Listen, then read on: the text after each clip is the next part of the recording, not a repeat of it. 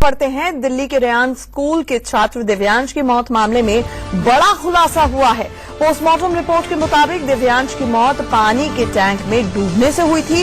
Report में लिखा गया है कि टैंक में गिरते वक्त वो जिंदा था और बाहर निकलने की छटपटाहट में उसके फेफड़ों में पानी भर गया था।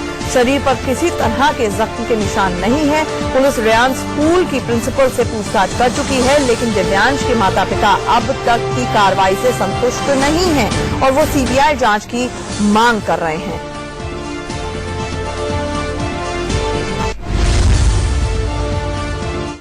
लगता नहीं कि वो अपने आप जाके वहां इतने अंदर तक क्यों जाएगा और कैसे गिरेगा। मुझे लगता है हॉस्पिटल की, स्कूल की इसके अंदर पूरी साजिश है।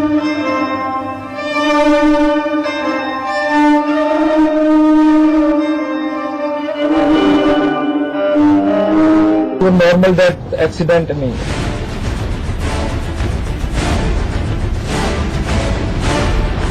मुझे लगता है स्कूल की साजिश है या कोई इन्वॉल्व है, स्कूल का ही कोई इन्वॉल्व है जिसने ऐसा किया।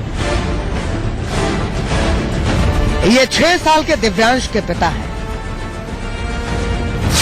रामहित मीणा एम्स के रेडियोलॉजी विभाग में काम करते हैं। इन्हें शक है कि वसंत कुंज के रेयान इंटरनेशनल स्कूल के वाटर टैंक में डूबकर दिव्यांश की मौत हादसा नहीं, साजिश है। इन्हें ऐसा क्यों लगता है ये भी बताएंगे, लेकिन पहले सुनिए स्कूल की प्रिंसिपल संध्या बाबू ने इनके साथ कैसा सलूक किया। मैंने प्रिंसिपल से पूछा कि आप मुझे ये बताइए कि आखिर हुआ क्या मेरे बेटे के साथ। मुझे तो ये भी पता नहीं था कि मेरे बेटे के साथ हुआ क्या है। प्रिंसिपल कहती है आप चुप रहिए। मैं थोड़ी देर रुका, लेकिन मेरे से रुका नहीं गया। मैंने चिल्ला के पूछा तो उन्होंने चिल्ला के जवाब दिया कि आप चुप रहिए, इसी में आपका फायदा है। दिल्ली के deputy CM Manish Sisodia principal के इस रवैये पर खासे नाराज हुए। उनका ट्वीट देखिए। ये बर्दाश्त नहीं किया जा सकता, ऐसे अहंकारी और असंवेदनशील रवैये को सहा नहीं जा सकता, हम कार्रवाई करेंगे। इस बीच खबर है कि दिल्ली पुलिस को स्कूल का सीसीटीवी फुटेज मिल गया है और उसकी जांच की जा रही है। उधर राजस्थान के दौसा में दिव्यांश का अंतिम संस्कार कर दिया गया। अब आपको बताते हैं क्लास 1 का दिव्यांश वाटर टैंक तक कैसे पहुंचा। शनिवार के दिन स्कूल में छुट्टी थी, लेकिन दिव्यांश कविता प्रतियोगिता के लिए आया था। सुबह 11:30 बजे दिव्यांश अचानक कहीं चला गया। करीब 15 मिनट बाद उसे क्लास के पास खेलते देखा गया और उसे क्लास के अंदर लाया गया। 12:20 पर वो फिर से गायब हो गया। जब आधे घंटे तक वो वापस नहीं लौटा तो टीचर के हाथ पैर फूल गए। उसने शोर मचाया। पूरे स्कूल में दिव्यांश की तलाश की जाने लगी।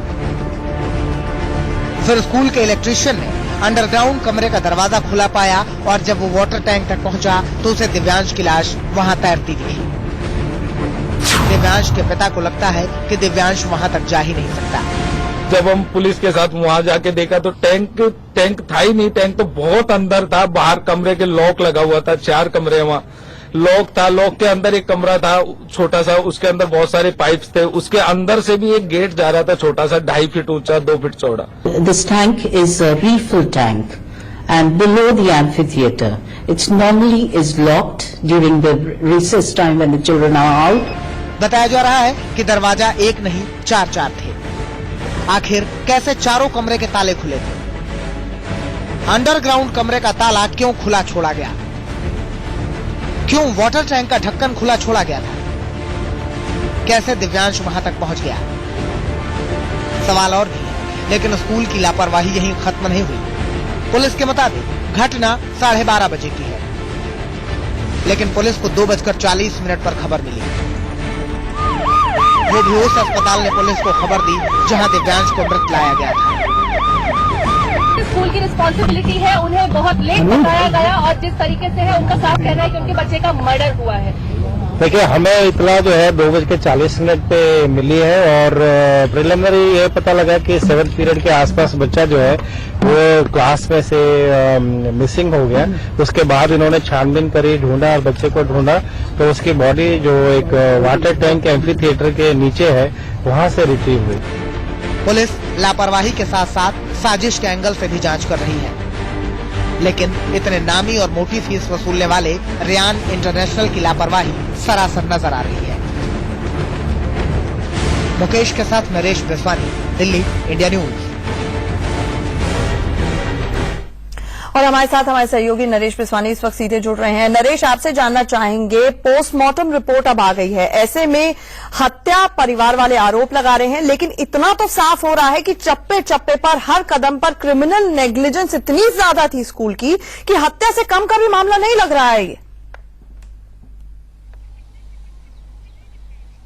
बिल्कुल आंचल, बिल्कुल ठीक कहा आपने, क्योंकि इस पूरे मामले में स्कूल की लापरवाही सामने आती है। तमाम एंगल्स पुलिस खंगाल रही है। पुलिस ने सीसीटीवी फुटेज भी अपने कब्जे में ले ली है, लेकिन शुरुआती जांच में पुलिस को सीसीटीवी फुटेज में ऐसा कुछ खास मिल नहीं पाया है जिससे कि इस पूरे मामले पर से पर्दा उठाया जा सके। इसके अलावा अगर हम स्कूल की लापरवाही की बात करें तो काफी देर के बाद भी जो है पुलिस को जानकारी नहीं दी गई थी। पुलिस को हॉस्पिटल की तरफ से कॉल गया और उसके बाद ही पुलिस स्कूल के अंदर पहुंची थी। मामले की जांच उसके बाद ही शुरू की गई थी। आखिरकार ये भी अपने आप में बड़ा सवाल उठता है कि पुलिस को जानकारी क्यों नहीं दी गई थी। इसके अलावा अगर हम गार्ड की बात करें जो कि स्टोरेज टैंक के बाहर हमेशा तैनात रहता है, उस वक्त गार्ड क्यों नहीं था और 4 दरवाजों में से एक दरवाजा आखिर खुला क्यों छोड़ दिया गया था, यह भी अपने आप में बड़ा सवाल है। इसके अलावा दिव्यांश आखिरकार उस वाटर स्टोरेज टैंक तक पहुंचा कैसे? क्या किसी ने उसको वहां पर पहुंचाया या फिर किसी ने उसको वाटर टैंक के अंदर धक्का दिया? ये भी तमाम सवाल हैं जिनका जवाब तलाशने की पुलिस कोशिश में लगी हुई है। इसके अलावा जो अगर हम प्रिलिमिनरी इनिशियल रिपोर्ट की बात करें तो इनिशियल रिपोर्ट फिलहाल आई है पोस्टमार्टम की, उसमें यह चीज सामने आई है कि लंग्स में पानी भर गया था और इसके बाद ही जो है उसकी मौत हुई थी। हालांकि ये तमाम एंगल्स शुरुआत में पुलिस जांचने की कोशिश कर रही थी, लेकिन नरेश, ये भी जानना चाहेंगे आपसे, क्योंकि पुलिस ने पूरे एरिया का रिक्रिएशन किया तो जितने सवालों के जवाब मिलने चाहिए थे उससे ज्यादा सवाल खड़े हो गए। ऐसे में इंजरी मार्क्स का दिव्यांश की बॉडी पर ना होना और डूबने से मृत्यु होना, अब इसको पुलिस कैसे लेगी?